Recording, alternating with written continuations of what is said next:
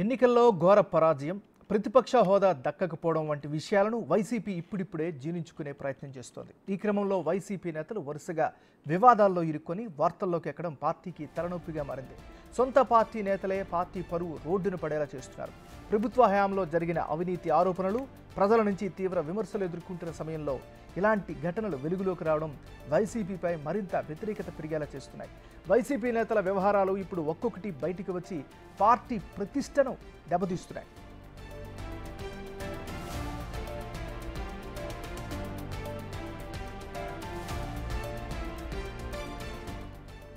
ఎరక్కపోయి ఇరుక్కున్నట్లు MLC Duvvada Srinivas ఉదంతం రాష్ట్ర రాజకీయాల్లో సంచలనం రేపింది. దువ్వాడ ఫ్యామిలీ స్టోరీ హాట్ టాపిక్గా మారింది. దువ్వాడ శ్రీనివాస్ తనకు అన్యాయం చేసి దివ్వెల మాధురితో సహజీవనం చేస్తున్నారని దువ్వాడ వాణి పోలీసులను ఆశ్రయించింది. శ్రీనివాస్ తమను ఇంటికి రానివ్వడం లేదంటూ వాణి కుమార్తె హైందవి బయట ఉన్న కారు షెడ్లో నిరసన దీక్ష చేపట్టారు. ఈ వ్యవహారం రాష్ట్ర వ్యాప్తంగా చర్చనీయాంశంగా మారింది. రెండు కుటుంబాలు ఇద్దరి మధ్య సంధి జరపాలని చూసిన వ్యవహారం ఓ కలిక్కి రాలేదు. పైగా ఒకరిపై మరొకరు టెక్కలి పోలీస్ స్టేషన్లో ఫిర్యాదులు చేసుకున్నారు. కుటుంబ గొడవల నేపథ్యంలో దువ్వాడ శ్రీనివాస్పై వైసీపీ అధిష్టానం చర్యలు తీసుకుంది. పార్టీకి చెడ్డ పేరు వస్తుందని భావించిన జగన్ టెక్కలి ఇన్ఛార్జి బాధ్యతల నుంచి శ్రీనివాస్ను తొలగిస్తూ సంచలన నిర్ణయం తీసుకున్నారు.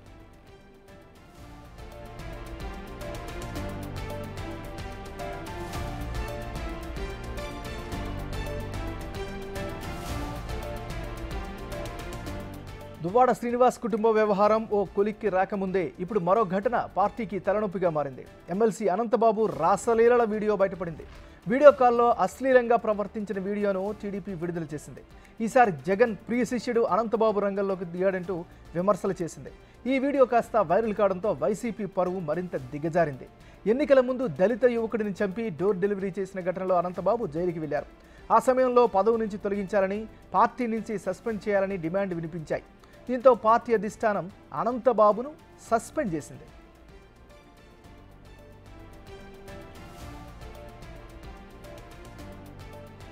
ఆరు నెలలు జైల్లో ఉన్న తర్వాత సుప్రీంకోర్టు తాత్కాలిక బెయిల్ను మంజూరు చేసింది.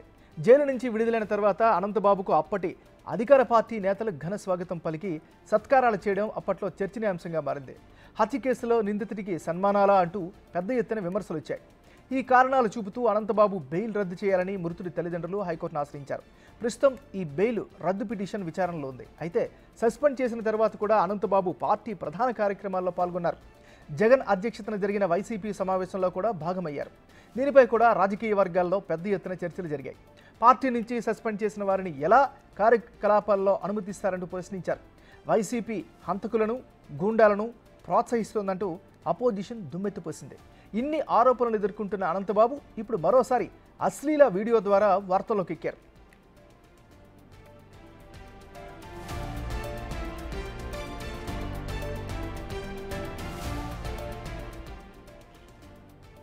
ఇలాంటి ఘటనలు వైసీపీ పరువు తీయడం ఇది కొత్త ఏం కాదు. గతంలో కూడా మాజీ ఎంపీ గోరంట్ల మాధవ్ ఇలాంటి పని చేశారు. ఓ మహిళతో అసభ్యంగా వీడియో కాల్ మాట్లాడి అడ్డంగా బుక్ అయ్యారు. ఎంపీ పదవికి కలంకం తెచ్చేలా గోరంట్ల వ్యవహార శైలి ఉంటుందంటూ ప్రతిపక్షాలు, మహిళా సంఘాలు తీవ్రంగా మండిపడ్డాయి. అయితే దీనిపై స్పందించిన గోరంట్ల వీడియో మార్ఫింగ్ చేశారని ఆరోపించారు. జిమ్ చేస్తున్న సమయంలో వీడియో తీసి మార్ఫింగ్ చేశారంటూ తప్పించుకునే ప్రయత్నం చేశారు. పార్టీ ఇమేజ్ డ్యామేజ్ అవుతుంది అనే కారణంతో వైసీపీ అధిష్టానం గోరంట్లకు ఈసారి టికెట్ కూడా ఇవ్వలేదు. ఇప్పుడు మరోసారి ఆ రేంజ్లో ఎమ్మెల్సీ అనంతబాబు వీడియో వైరల్ అవుతోంది.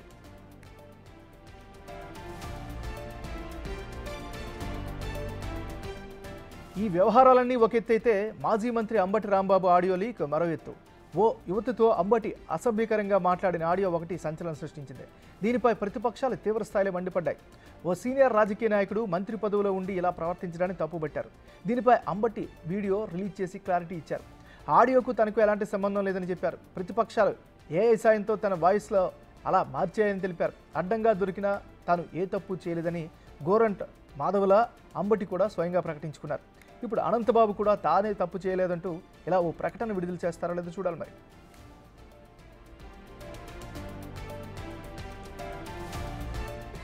వరుసగా వైసీపీ నేతల రాసలీల భాగోతాలు బయటపడుతున్న క్రమంలో ఇంతకాలం మనల్ని పాలించింది వీళ్ళ అంటూ ప్రజలు అసహించుకుంటున్నారు.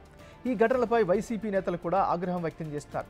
ఇలాంటి వీడియోలతో తాము కూడా తలెత్తుకోలేకపోతున్నామని ఆవేదన వ్యక్తం చేస్తున్నారు. ఇప్పుడు పార్టీ అధినేత జగన్ ఎలాంటి చర్యలు తీసుకుంటారు, ఈ తలనొప్పుల నుంచి పార్టీని ఎలా గట్టెక్కిస్తారో చూడాలి మరి.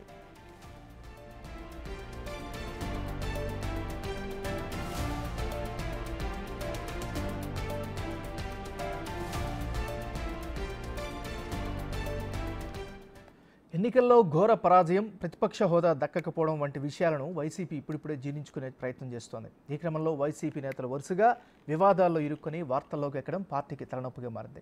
సొంత నేతలే పార్టీ పరువు రోడ్డున పడేలా చేస్తున్నారు. ప్రభుత్వ హయాంలో జరిగిన అవినీతి ఆరోపణలు, ప్రజల నుంచి తీవ్ర విమర్శలు ఎదుర్కొంటున్న సమయంలో ఇలాంటి ఘటనలు వెలుగులోకి రావడంపై వైసీపీపై మరింత వ్యతిరేకత పెరిగేలా చేస్తున్నాయి. ఇక ఇదే అంశానికి సంబంధించి మరింత తాజా సమాచారాన్ని విజయవాడ నుంచి మా రిపోర్టర్ శివ అందిస్తారు. శివ.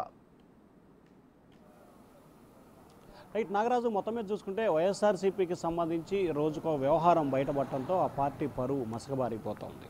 గత సంవత్సర కాలంగా కూడా మనం పరిశీలిస్తే మొదట అంబటి రాంబాబు, ఆ తర్వాత అవంతి శ్రీనివాసు, ఆ తర్వాత గోరంట్ల మాధవ్, ఆ తర్వాత ఎంపీ విజయసాయిరెడ్డి, ఆ తర్వాత దువ్వాడ శ్రీనివాస్, తాజాగా అనంతబాబు. అంటే వైఎస్ఆర్సీపీకి సంబంధించిన 6 కీలకమైన వ్యక్తులు. వీరంతా కూడా కొంతమంది మంత్రులుగా, మరి కొంతమంది ఎంపీలుగా, మరి కొంతమంది ఎమ్మెల్సీలుగా బాధ్యతలు నిర్వహిస్తున్న వీరు ఒక్కొక్కరిపై ఒక్కొక్క రకమైన ఆరోపణలు చేస్తూ ఆ తర్వాత అవన్నీ బయటికి రావడంతో ఇది తమది కాదు, ప్రతిపక్షాలు అప్పటి ప్రతిపక్షం కుట్ర చేసి మార్ఫింగ్ చేసింది, డబ్బింగ్ వాయిస్ చెప్పిందని చెప్పి తప్పించుకునే ప్రయత్నం చేశారు. అప్పటి మంత్రి అంబటి రాంబాబు ఒక మహిళతో అసభ్యకరంగా మాట్లాడుతూ వార్తల్లోకి ఎక్కారు. ఆ తర్వాత అవంతి శ్రీనివాస్ కూడా అదే రకమైన ధోరణి అవలంబించి వార్తల్లోకి ఎక్కారు.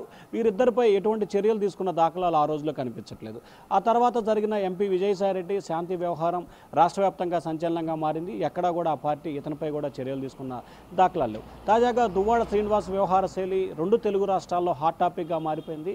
స్వయంగా భార్య పిల్లలే ఆయన ఇంటి ఎదుట ఆందోళన చేసిన పరిస్థితి తెలుగు రాష్ట్రాల్లో ఒక ప్రత్యేకమైన అంశంగా కూడా చెప్పుకోవచ్చు.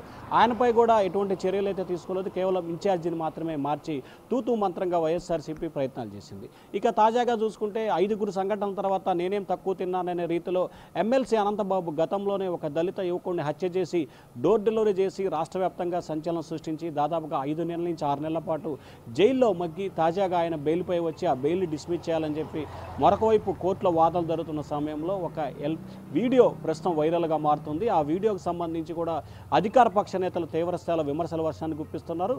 అధికార పక్షం విమర్శలు చేయడం ఒక ఎత్తు అయితే వైఎస్ఆర్సీపీకి సంబంధించిన సొంత పార్టీ నేతలే ఏంటి ఈ విధంగా వ్యవహరిస్తున్నారు, వీరేం ప్రజాప్రతినిధులు, ఏ రకంగా వ్యవహరించడం ఎంతవరకు సమంజసం అని చెప్పి వీరిపై తీవ్ర స్థాయిలో అసంతృప్తి, ఆగ్రహం అయితే వ్యక్తం చేస్తున్న పరిస్థితి కనిపించింది. కానీ వైఎస్ఆర్సీపీకి సంబంధించిన ఇంతమంది నేతలు ఇన్ని రకాలుగా వ్యవహరిస్తున్నా కానీ, ప్రజల్లో చులకనవుతున్నా కానీ ఆ పార్టీకి సంబంధించి ఎవరిపై కూడా చర్యలు తీసుకున్న దాఖలాలు లేవు, తీసుకుంటారన్న నమ్మకం కూడా ఆ పార్టీలో కలగట్లేదని చెప్పి అధికార పక్ష నేతలు అయితే విమర్శిస్తున్నాయి. కానీ తాజాగా ఎమ్మెల్సీ అనంతబాబు మాత్రం ఆ వీడియో తనది కాదు, తాను ఏదైతే తన మిత్రుడి కుమారుడి బర్త్డే వేడుక సందర్భంగా వీడియో కాల్ చేసి ముద్దులు పెడుతున్న సమయంలో దీన్ని మార్ఫింగ్ చేసి ఈ రకంగా వినియోగించారు. ఇప్పటికే తాను రంపచోడవరం పోలీసులకి ఫిర్యాదు చేశాను, దీనిపై సమగ్రమైన దర్యాప్తు చేయాలని చెప్పి ఆయన ఫిర్యాదు చేశారు. కానీ ముందుగా చేయటం, ఆ తర్వాత బయటికి రావడం, ఆ తర్వాత తనకు సంబంధం లేదని చెప్పి చెప్పే ప్రయత్నం గత కొంతకాలంగా వరుసగా జరుగుతున్న పరిణామాలే. తాజాగా అనంతబాబు కూడా అదే రకమైన వాదనను ఎంచుకున్న పరిస్థితి కనిపించింది. మరి ప్రభుత్వం దీనిపై ఎటువంటి చర్యలు తీసుకుంటుంది, ఇప్పటికే మహిళా కమిషన్ దీనిపై చర్యలు తీసుకునే ప్రయత్నాలు కూడా చేస్తున్నట్టు తెలుస్తూ ఉంది. మరి చూడాలి, వరుసగా వైఎస్ఆర్సీపీ నేతలు వ్యవహరిస్తున్న తీరు పట్ల ప్రజలు ఇప్పటికే ఆ పార్టీ ప్రతిష్ట మసగబారిపోతున్న నేపథ్యంలో ఆ పార్టీ అధినేత ఎవరిపై కూడా చర్యలు తీసుకునే పరిస్థితి చేయట్లేదు. ఇప్పటికే ఓటమితో కన్నీవీరు ఎనుకని ఓటమితో పూర్తి స్థాయిలో కుంగిపోయిన ఆ పార్టీకి ఒక్కొక్కటిగా ఇటువంటి సంఘటనలు వెలుగులోకి రావడంతో ఆ పార్టీ పరిస్థితి ఏంటనేది కూడా కొంత అయోమయంగా పడతా ఉన్న పరిస్థితి కనిపిస్తూ ఉంది. మరి ఇప్పటికైనా సరే పార్టీ అధినేత దీనిపై దృష్టి కేంద్రీకరించి వారిపై చర్యలు తీసుకుంటేనే రానున్న రోజుల్లో పార్టీ మనుగడ సాధ్యమవుతుందని చెప్పి వైసీపీ నేతలే డైరెక్ట్గా మాట్లాడుతున్న పరిస్థితి అయితే కనిపిస్తూ ఉంది. Nagaraju. Right, thank you Shiva.